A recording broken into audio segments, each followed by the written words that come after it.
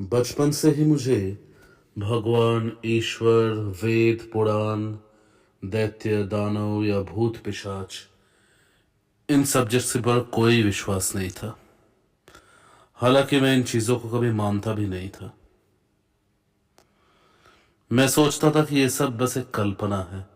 इंसान इन चीजों को इमेजिन करते हैं और बस इन सब को लेकर आगे चलते हैं। मेरे घर में हर कोई हनुमान जी का भक्त था। सुबह हनुमान जी का नाम लेकर रात हनुमान जी का नाम से ही पूरा होता है। मैं ही सिर्फ एक अकेला हूं जो इन सब चीजों को कभी मानता नहीं है। ऐसे ही एक दिन मैं ऑफिस के लिए निकल रहा था, तभी मेरे दादाजी पूजा कर रहे थे। अचानक मुझे बुलाए। मैंने बोला, क्यों आप मुझे ऐसे बुला रहे हैं? आप जानते कि इन टीका वीका पे मैं कोई बिलीव नहीं करता। दादाजी ने मुस्कुरा कर कहा कि मैं जानता हूं तुम इन सब चीजों पे कोई बिलीव नहीं करते, लेकिन जानते हो ऐसे कुछ शक्तियां होती है जिनको हम देख तो नहीं सकते, लेकिन उन्हें महसूस जरूर कर सकते हैं। अगर सच्चे मन से बुलाओगे ना तो वो खुद तुम्हारे सामने एक दिन जरूर आएंगे, और नहीं भी अगर आएंगे, उनकी मौजूदगी तुम्हें हर तरीके के विकट संकट से तुम्हें बचाएगा। मैं इन सब चीजों को सुनकर हंसने लगा। तब भी मैं ये नहीं जानता था कि मैं कितने बड़े सच से वाकिफ होने जा रहा था। मैंने कहा कि ये सब फिजूल की बातें हैं, इन सब पे मुझे कोई भरोसा नहीं, फिर भी अगर जरूरत पड़े तो देखूंगा। उन्होंने मुझे एक छोटा सा हनुमान जी का गदा का लॉकेट दिया। कहा कि एटलीस्ट मैं उनके लिए पहन लूं। चलो, अब घर वालों का कुछ बात तो रखना पड़ता है, इसलिए मैंने उसे पहन लिया। वैसे मुझे ऑफिस से निकलने में ज्यादा देर लगता नहीं है। 7 बजे के करीब मैं निकल जाता हूं, लेकिन आज एक क्लाइंट का काम करते करते मुझे बहुत लेट हो गया और निकलते निकलते 10:30 हो गए। और मेरे घर जाने का जो रास्ता था उधर भी मुझे पता चला कुछ प्रॉब्लम हुआ था, तो मुझे एक दूसरे घुमावदार रास्ते से घर जाना पड़ेगा। हालांकि लोग उस रास्ते में जाना पसंद नहीं करते, कहते हैं कि बहुत सुनसान रास्ता है, बहुत सारे अनहोनी होते हैं। लेकिन मैं एक नास्तिक था, ना तो भूत प्रेत ना ही भगवान पे मैं कोई भरोसा करता था। मैं उसी रास्ते पे अपना बाइक लेकर जा रहा था। चलते चलते अचानक एक जगह मुझे कोई दिखा। मेरे हेडलाइट के सामने एकदम उसका सफेद साड़ी मेरे सामने नजर आ रहा था। कौन है ये? इतनी रात का यहां क्या कर रही है? एक औरत, सफेद सा चेहरा, मेरे तरफ देखे जा रही थी। मुझे हाथ उठाकर पूछा कि क्या मैं उन्हें आगे तक छोड़ सकता हूं। मुझे कुछ सही नहीं लगा। मैंने पूछा कि आप यहां पे क्या कर रही है? वो कुछ नहीं बोली, सिर्फ बोली कि मुझे थोड़ा सा आगे तक छोड़ दो। आगे तक? ठीक है। अब मैं नास्तिक हूं, लेकिन इसका मतलब ये नहीं तो मैं पत्थर दिल हूं। मैंने उन्हें गाड़ी के पीछे बैठने को कहा और चलता गया। लेकिन एक चीज मुझे महसूस हो रहा था कि पीछे कोई बैठा है, इसका मुझे कोई एहसास क्यों नहीं हो रहा। गाड़ी का वजन हल्का ही हो रहा था, जैसे कोई एक ही इंसान गाड़ी को चला रहा हो। पीछे अगर मैं किसी को बिठाऊंगा तो उसके वजन का भी तो एहसास गाड़ी में होगा। लेकिन ठीक है, मैं इन सब बातों को बिना सोचे आगे चलता जा रहा था। ऐसे ही चलते चलते मैंने पूछा कि मैं आपको कहाँ उतारूं, मुझे एक जगह तो बताइए।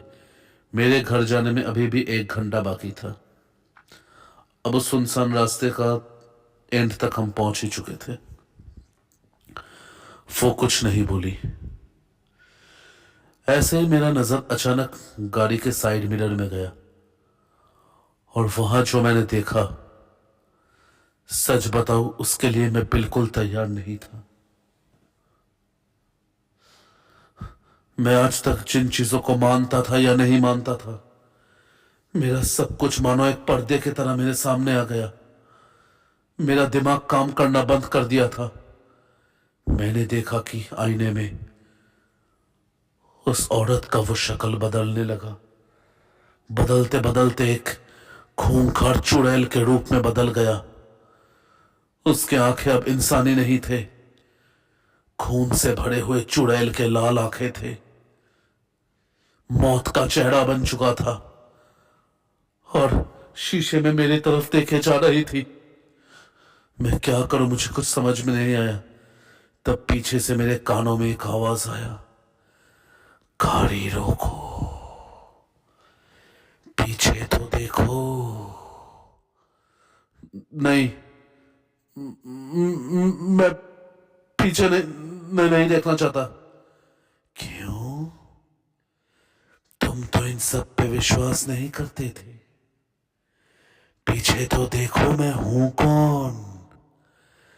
पीछे देखो, पीछे देखो, पीछे देखो, मैं हूं कौन।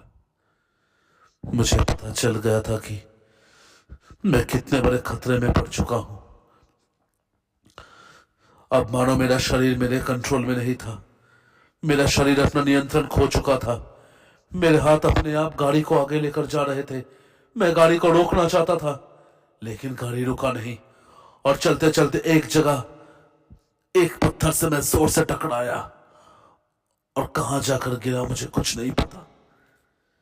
जब मेरी आंख खुली तो मैंने देखा कि वो हैवान मेरे सामने ही खड़ी हुई थी। उल्टे पैर, खून से लथपथ चेहरा, खून जैसी आंखें, काले लबेदे में बड़े बड़े नाखून लेकर हवा में मंडरा रही थी और मेरे सामने धीरे धीरे बढ़ने लगी। मैं क्या करूं, मुझे कुछ समझ में नहीं आया। मैं वहां से भागना चाहता था, लेकिन मेरे पैर मानो बर्फ के बन चुके थे। मुझे लगा कि शायद यही मेरा आखिरी दिन है। लेकिन तभी मुझे दादाजी का एक बात याद आया, यदि सच्चे मन से मांगो, सच्चे मन से बुलाओ तो वो जरूर आएंगे। जिंदगी में मैंने कभी इन सब चीजों पे कोई भरोसा नहीं किया, कोई विश्वास नहीं किया, लेकिन आज मानो मैंने सच्चे दिल से उस लॉकेट को पकड़कर सिर्फ मैं उसको बुलाने लगा, सिर्फ वो नाम लेने लगा और देखते ही देखते आसपास का वातावरण बदलने लगा।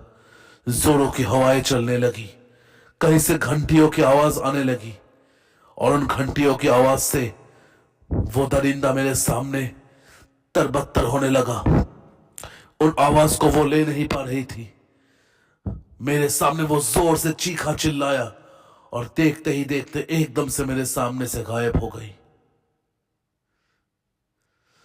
फिर से एक बार आसपास का माहौल शांत हो गया, लेकिन वो घंटियों की आवाज अभी भी आ रहे थे।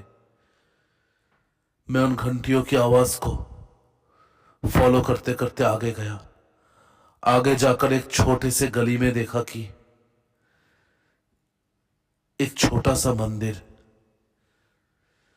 उसके अंदर घंटियां बज रहे थे। जाकर देखा एक छोटा सा मूर्ति, एक वानर की मूर्ति, एक बड़े से पर्वत को लिए हुए। लेकिन मानो उस छोटी सी मूर्ति में ही पूरा ब्रह्मांड समाया हुआ था। उस छोटी सी मूर्ति का जो ऊर्जा था, उससे मानो सारी काली शक्तियों का विनाश हो सकता था।